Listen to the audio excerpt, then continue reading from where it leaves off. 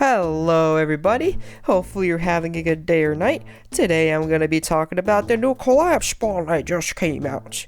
It's pretty much the same thing as the before collab spawn, but there are a few differences that we'll be going over. Like usual from the last one, to get to the chase for all you people who want to do this, for this spawn that I just clicked, the Armor 1 Guaranteed SSR collab, I cannot stress how much of a discount this is. I highly recommend going for this. Cost 34 is the highest cost armor right now that you can get through gem spawn. I'm not talking about like the medals like the Coliseum Mobius or the Grand medals or none of that stuff, or the Azure armor. I'm talking about by other means like gem spawns and all that. This cost 34 is the highest. It has the highest stats at the moment, so I cannot stress how much of a deal this is, because it's going to cost a lot of gems, and there's going to be multiple spawns with these types of things, and there's going to be different types of ways you're going to have to get it. Example of this is like the class spawn. The previous class spawn, if you watched it before, had cost 34 armor as its featured, and if you were to spawn it, you would need 80 gems, and you would have a chance to get it. 80 gems would be a chance to get the cost 34 armor, while this one, you only gotta do is use 30 gems to spawn, and you're guaranteed to get it. So that's an example of how much of a discount this is. There's not much difference between the armor except its look, and Esmer's armor, Esticor's armor, prioritizes defense over magic defense. The other two prioritize magic defense over magic defense. That's good for most of you, considering that your magic defense is a lot lower to your defense, so you have a 2 out of 3 chance to actually get an armor piece out of this that actually gives defense, magic defense over defense. Same thing goes for the weapons. They're cost 33 though. Highly recommend if you can. If you have 3 out of 5 weapons you want from this, then do the spawn. If you don't, save your gems for something else along the way that will be more helpful for you. I don't want to see you do this and get not what you want. So if you have 3 out of 5, since there's actually 5, if you want 3, that puts you at a higher chance to a lower chance. Do the spawn. You can't go wrong. It's cost 33 weapons. It's the highest cost of weapons I believe that are out right now in Unison League. They changed the physical test of XXL, the skill does, after the collab event, so that's a really good skill. Well, it's a good skill. I'm not gonna say really good skill. It's a good skill. Moving on though, guaranteed 1 ultra rare plus keys plus ether. Ether usually takes around 15 to 30 gems for the spawn. Keys take 15 to 10 gems for the spawn, and SSR guarantees take about 15 to 30 gems for the spawn as well. So overall that could be up to 90 gems, so that's not bad. Plus, instead of having an SSR, it's instead a old UR, and it's gonna be maxed. The level's gonna be maxed. That means it's fully augmented and everything.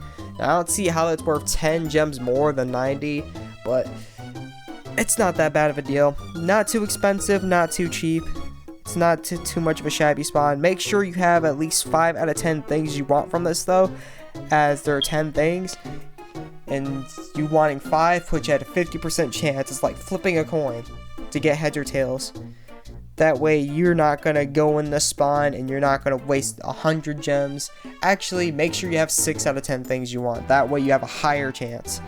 I don't want you to do this spawn with 100 gems and throw it down the drain. If you don't have that priority, or you don't have that type of you don't have that much type of things you want from here in that spawn, that 100 gem spawn, save your gems for another cost or another purpose that would actually help you in a more beneficial run. Okay, now going to the stuff. The only difference between these armors and weapons and the first ones that came out in the first spawn that's just like this, has the same spawns and everything except there was different weapons and different monsters, is the weapons have abilities that may or may not prove useful, as you can switch them with attack, and I think you can only switch them with the regular attack. And the prestige increase you get is not 30 but 50% chance, as you can see right there. So you get a 20% more chance, you get a 20% more increase in prestige. And to go over the 3 monsters that are here, these monsters I would consider to be a tie for me.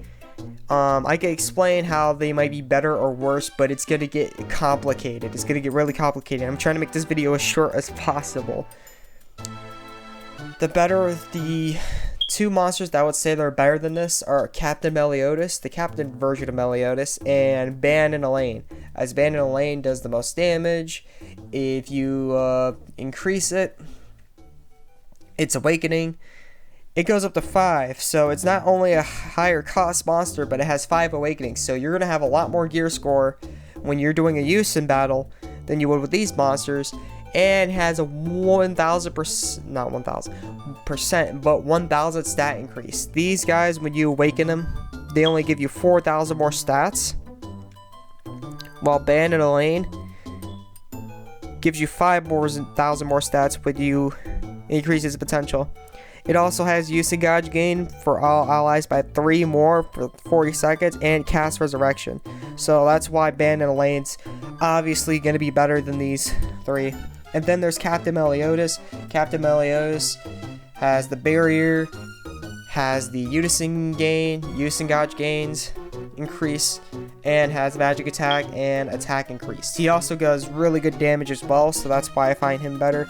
It's debatable, it's argumentable for Captain Meliodas, but I would find him better. If Galahad had, instead of Beast, he had Awakening for all allies for 60 seconds, he could be better than Captain Meliodas.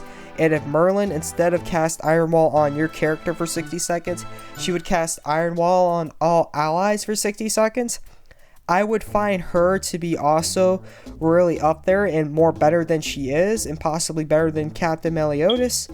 And maybe Ban and Elaine, no, not Ban and Elaine, but Captain Meliodas. And if Esnor had another good ability, like if he had increased cost recovery, he would also be really up there. But it's just those small little things that really make these monsters, instead of better and actually really OP, just really good. If you're free to play and you don't really have those many good monsters, if you get these monsters, I wouldn't complain. These are really good monsters and can be essential for you. But if you're more of a pay to win, or you have really good luck and you already have stuff like Tsukiyomi or Horus or Napoleon or Gremory or Tristan or a Bastet or Aquarius or anything like that, these aren't really going to help you in the long run. So that's it for those monsters, and that's it for the spawn. Hopefully you enjoyed, and I'll see you in the next video. Stay AzureWrath, I'm out. Peace.